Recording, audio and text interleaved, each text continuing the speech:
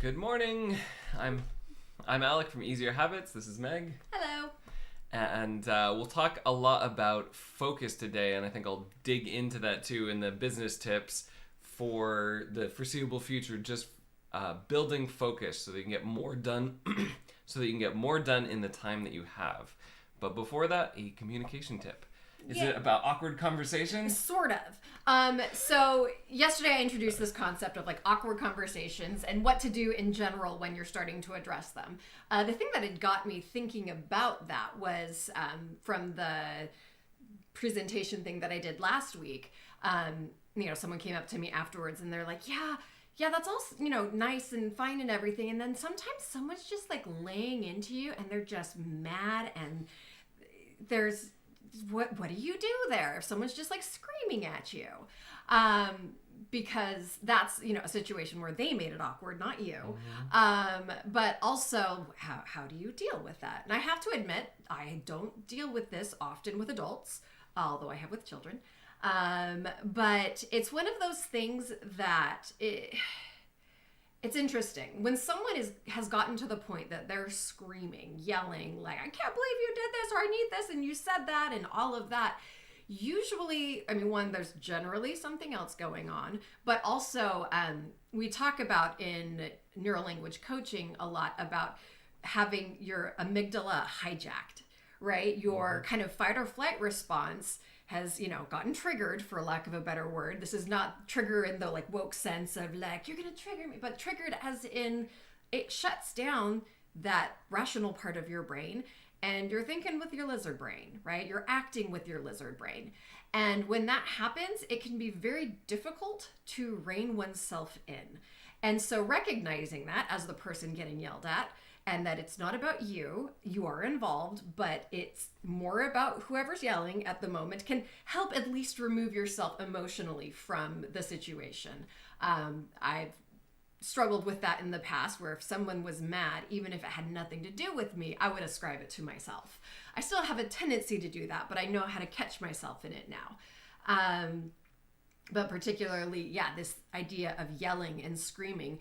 And so, recognizing that it's not about you and then how to address it is much as you can, especially, with adults, obviously. Talk to them in the most level, even possibly more quiet voice, being very dispassionate, talking about facts, right? And if you can even, the best way that I've found to deal with someone who is angry is if you can echo back their words at them, in your own words, of course, in a way that is perfectly leveled and points out the logical fallacies or whatever of what it is that they're saying.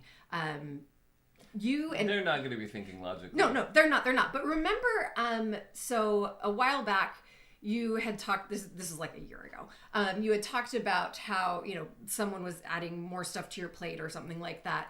And in Don't Split the Difference, I think it was, the learned reaction is, okay, so you want me to add this to my plate. What would you like me to remove in order, like... I've probably a lot more experience with people screaming in the workplace. I'm sure you do. Since you pick who you work with. Yes. I work for the money or used to work for the money. Yes. And so I ended up in more of those situations. So yes, I'm sure you did. The first thing is don't have the conversation. Yeah. And so they're angry, they want to vent it right now, and the biggest thing you can do is not have the conversation. So ideally, the number one thing that happens is someone that's not you steps forward and says, this isn't the right time or place, and sets a specific time or place, right? You don't want to avoid it and let the same tensions build up again. Mm-hmm. That would be the ideal.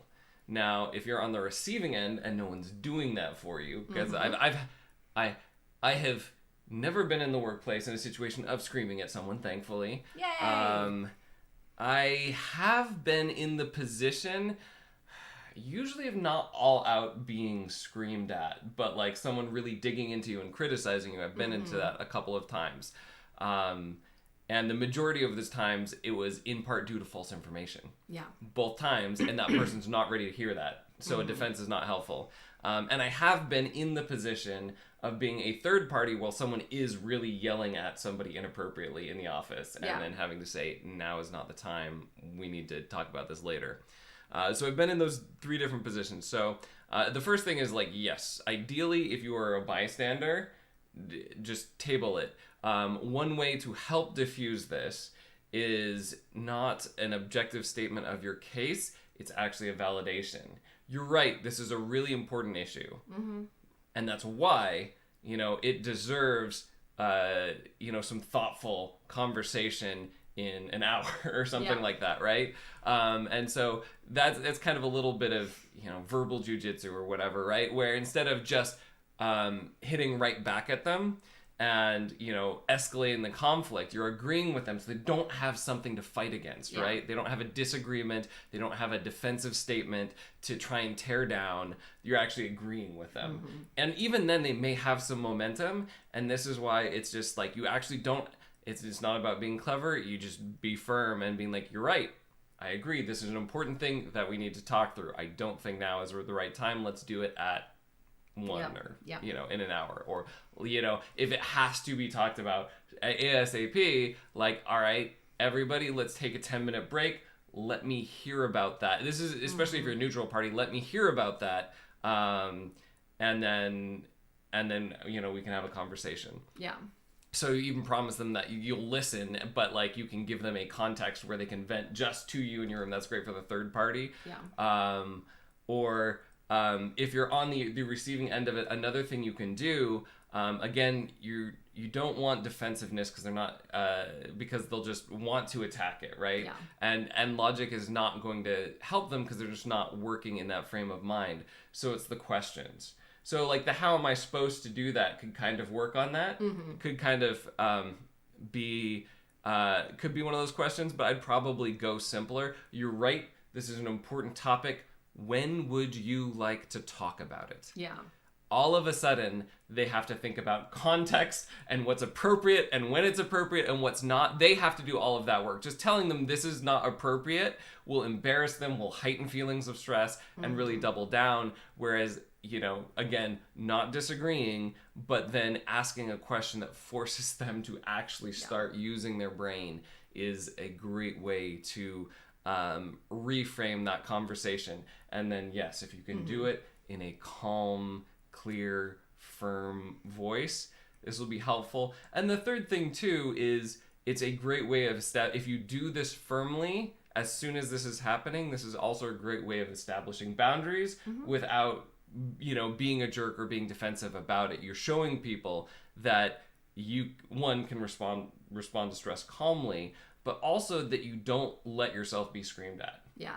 Well, and I'll also say, I think we're thinking in 2 different contexts right here. So your mind, obviously, in a work situation, right, goes to that. I was actually thinking more of a customer or client shouting at you, which is, I would say, a little bit different. I mean, not completely. Obviously, you want a lot of the same things, but this idea of talking about it later, well, it's not a work situation where you're going to necessarily have a continued engagement, right? If it's a customer who's coming in, you may never see them again. Who knows?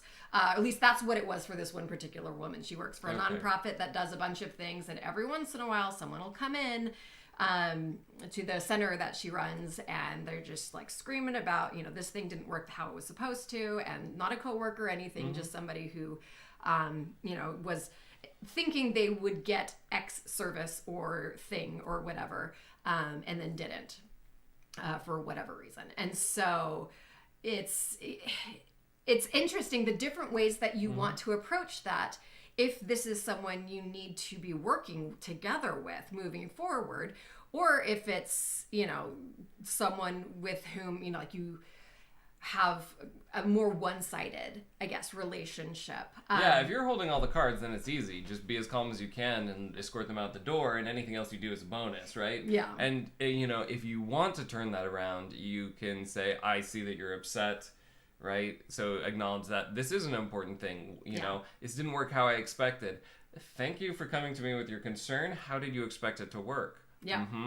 Yes. What about this? And like get them to again, you can in asking questions like that, you can diffuse that.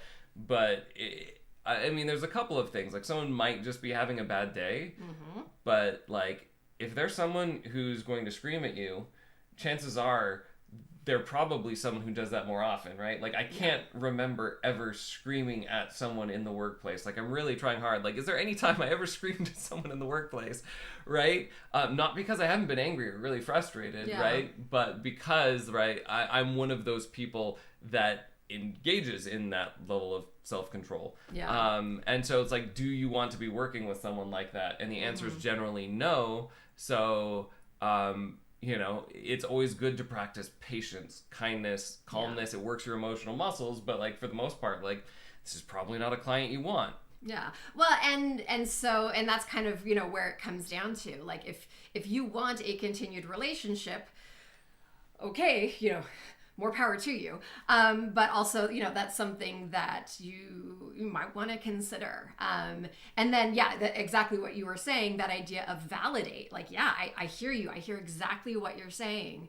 And in that very calm and measured, and this is why, you know, it's not the situation, or, you know, finding ways to ask them, you know, I don't know the full details of it, but let's say they, you know, were supposed to do something by a certain date, right? And so, you know, how did you know about this thing? You know, okay, so so you have this flyer, and it's got all of the information on it or something like that. Having them, you know, kind of being the one to show you all of this stuff. All right. And then what were the requirements per that flyer that you found us through or whatever? Oh, look, there's a date on there, right? You know, big bold letters.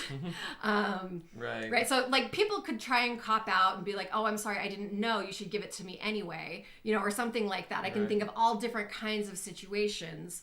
But showing that you made a good faith effort of doing what you promised, and you did everything that you promised, right?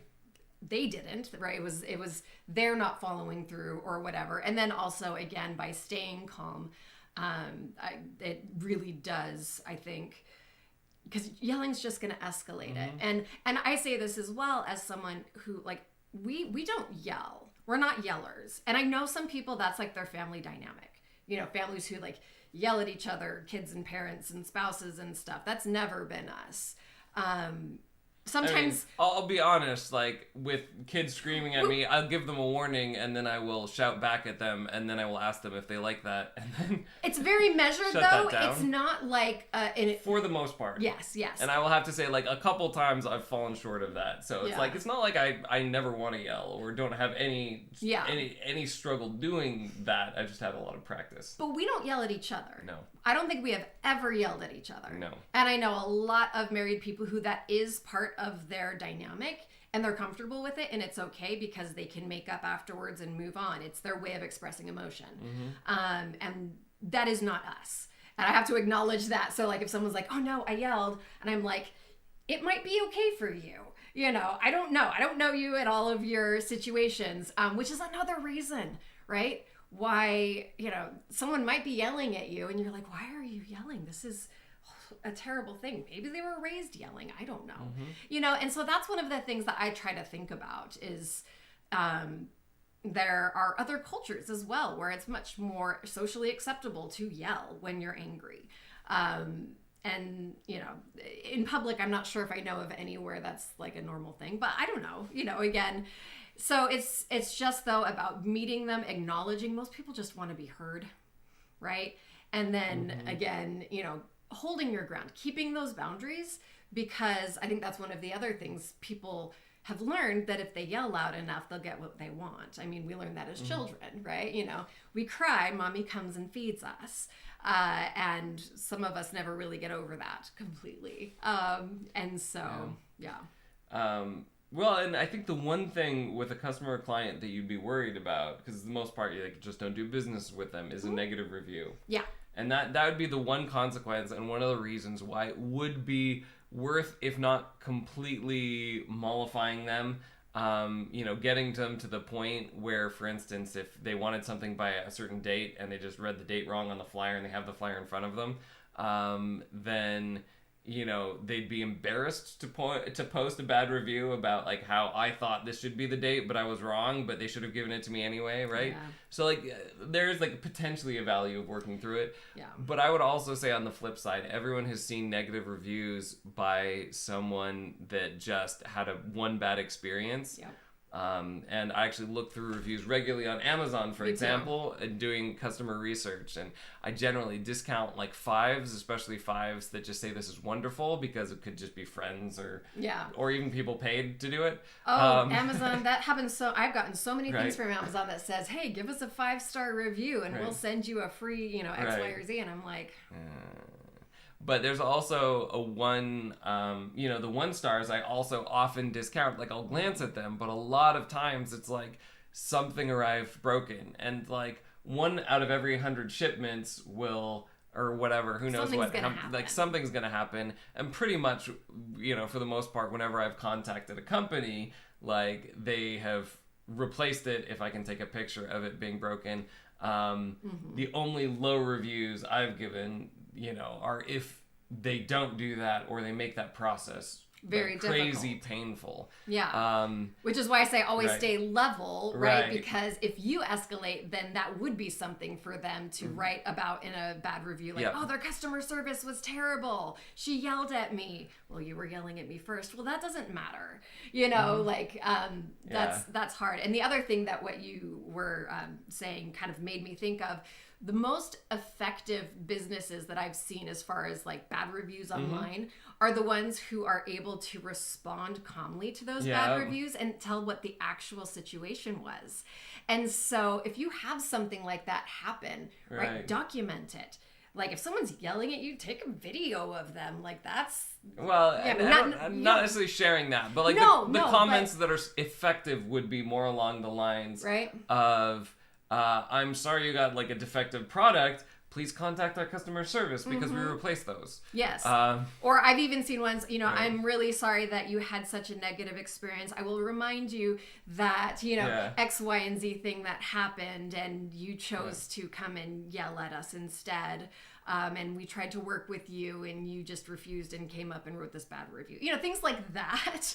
Maybe not quite so passive aggressive. That comes off pretty passive aggressive. That's just me talking quickly. I've seen ones that have done it really, really well. Classily. That are very classy. May I remind you that to use our products effectively and safely, you have to do X, Y, and Z. Exactly. Right? So things like that where you're, again, very measured, you state facts of the situation and not getting sucked into the emotion. But you're right, not going into passive aggressiveness, because that's a whole other thing. And also big picture, right? Changing the mind of someone who's really angry is going to be a lot harder than reminding customers that like your product to leave a review. Yeah. And so it'll probably, in the long run, it's probably a lot easier to get 5 stars reviews than it is to change one person's mind who gives you 1 star. So, that may, if reviews are one of the things that you're concerned about, that may factor into what you do.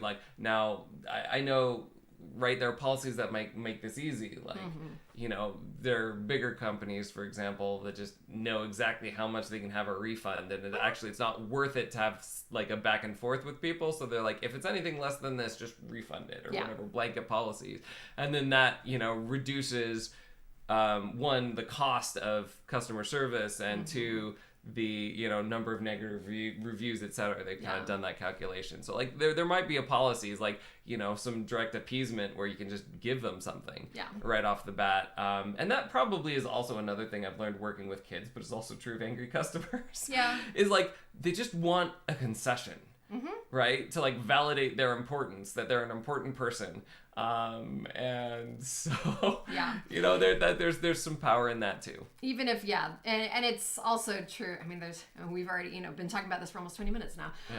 But the idea of, when they're yelling at you when you did nothing wrong, and then when they're yelling at you when you may have actually done something wrong, that can be hard as well, because you are emotionally invested somewhat, because then you have your own ego, right? And facing the fact that you made a mistake is hard, regardless. And I see that in our kids too. Just, when they did legitimately do something wrong and they're getting in trouble for it. They're being disciplined, right?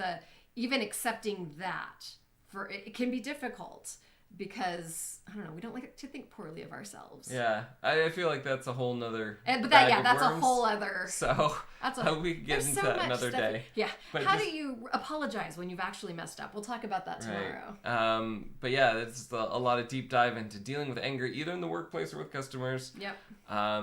Maybe, because we're kind of in the process of things, we're not doing anything dramatically new. We have identified some interesting tools to potentially use for outreach and combining outreach.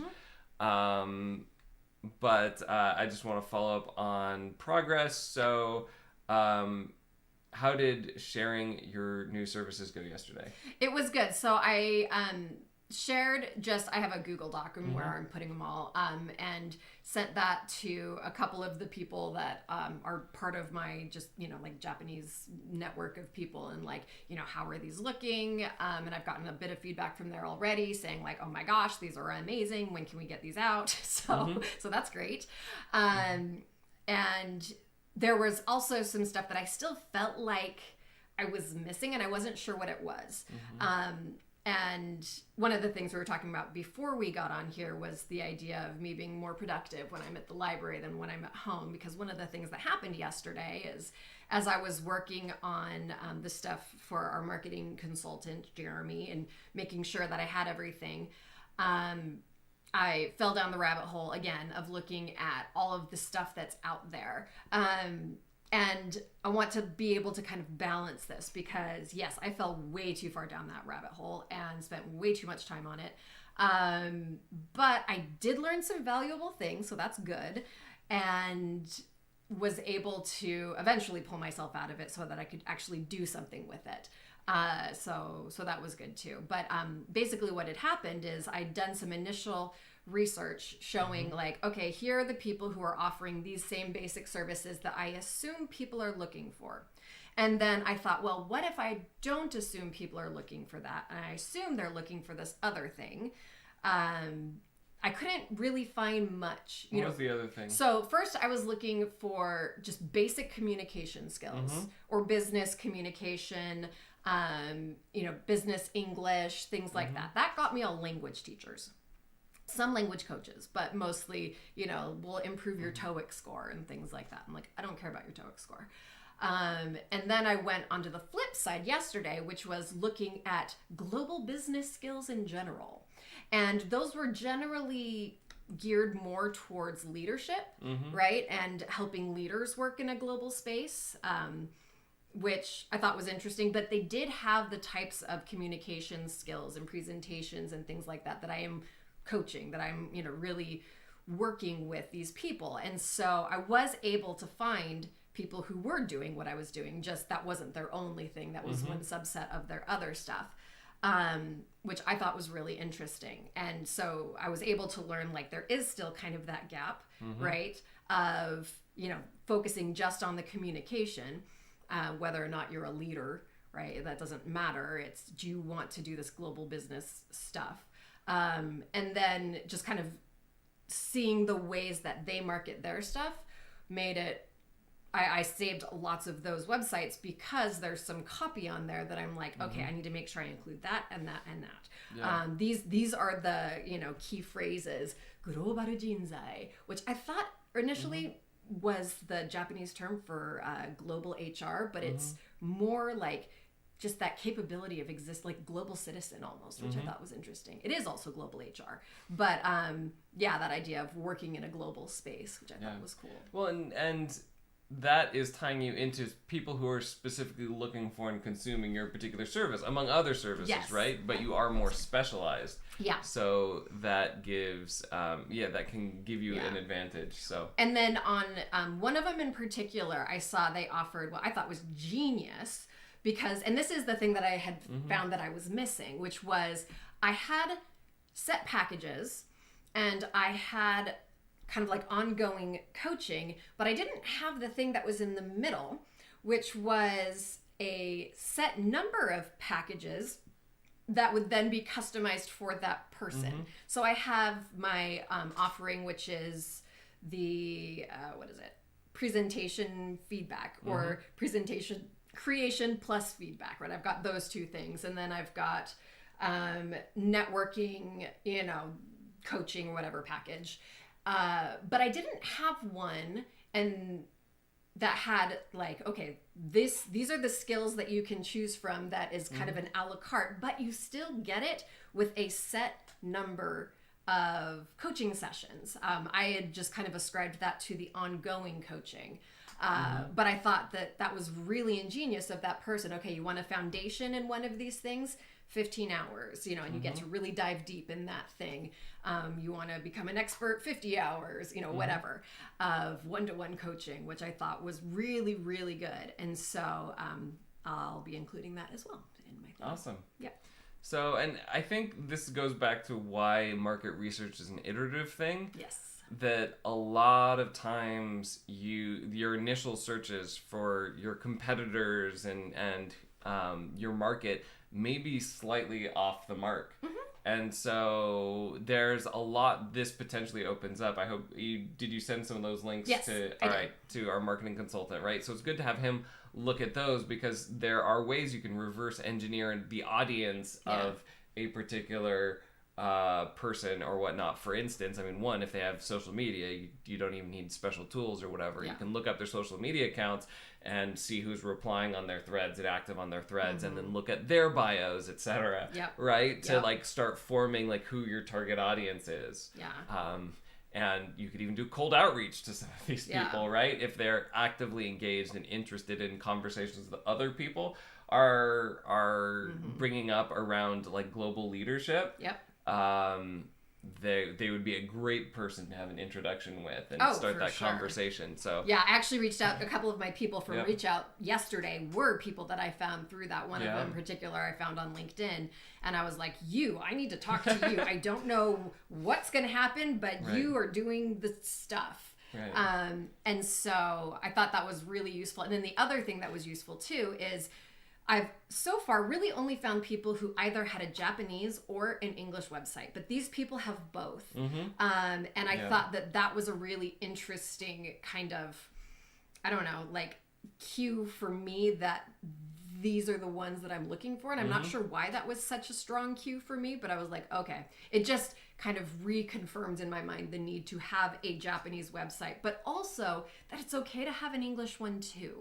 Because I was, all kind of worried, like, what if I only, if I only have Japanese and not English, I don't know, there's something that feels weird about that. No, I think you're right that you want it in both.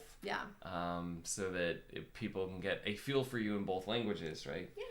Because they'll be probably interacting with you in both. On some level. So that's great. And then you mentioned, the piece on focus. That focus, it was a lot easier to focus in the library than here. Is there anything particular?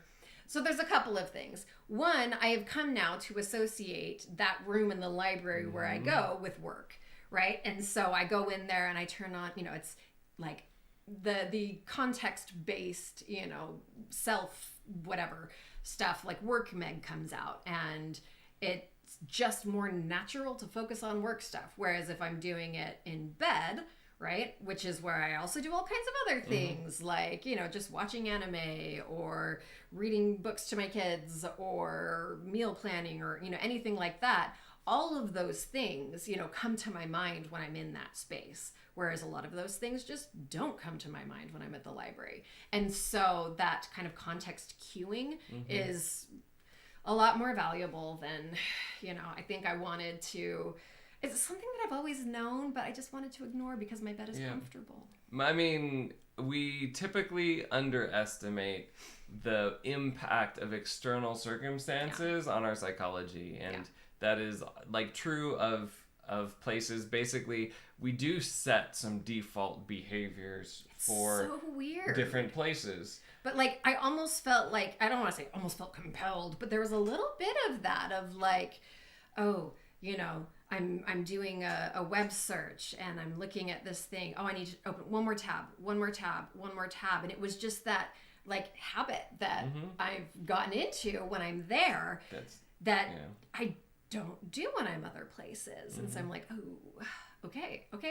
I recognized that it was happening eventually. Yeah. And I was like, let's take a step back here and think about why this is happening, because I'm doing very similar stuff to what I was doing 2 days ago in the library that I focused on for 4 straight hours, right? Where I could barely focus, on whatever for like a half hour, and even that was hard.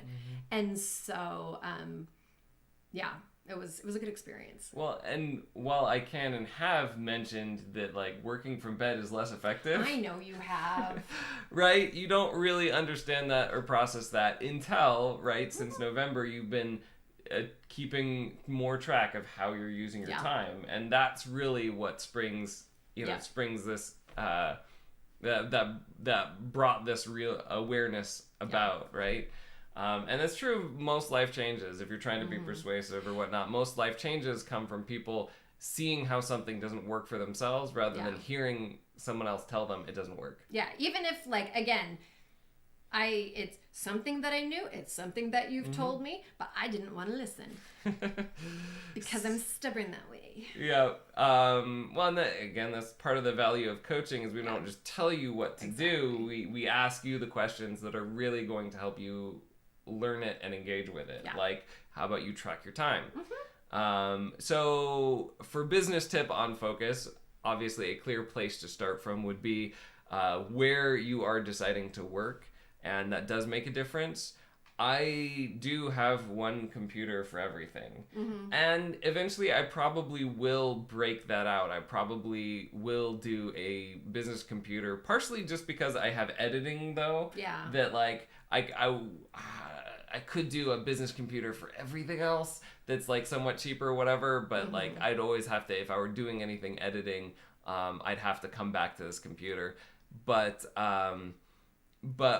another way to manage that I've been looking into, and I don't have the right solution or whatever, is you could just visually change your space as well to provide other visual cues that it's work time. Yeah. So I've been trying to think of like, should I have like it's work time now banner or something more fun than that, but like essentially like a banner or like I don't know, flag or symbol or just other visual cues that like, all right, this is work time, this is my behavior.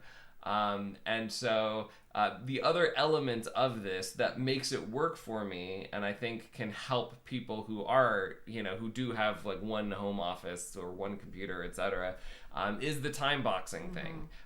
Because I do have different default behaviors for different times. And once you get into that routine or schedule, I hit that part of like, oh, I'm tired, I'm stuck on something, and it's like 11:50, but I work till 12, so all right, just one more thing, and getting in that momentum. So the two core things to focus would be schedule and holding a consistent schedule, because your brain, just like your brain can have like default, this is what I do in this space, it can have a default, this is what I do at this time. And then also creating a space, and maybe I'll do a little bit more research for tomorrow on ways that you can optimize your space. Spoiler, cleaning is going to be one of those. In terms of creating a space that is optimal for work, but just having a space that is designated for it, whatever that is helpful. And so we'll talk more about that tomorrow. All right. Until tomorrow, make big changes, one small habit at a time. All right. Bye.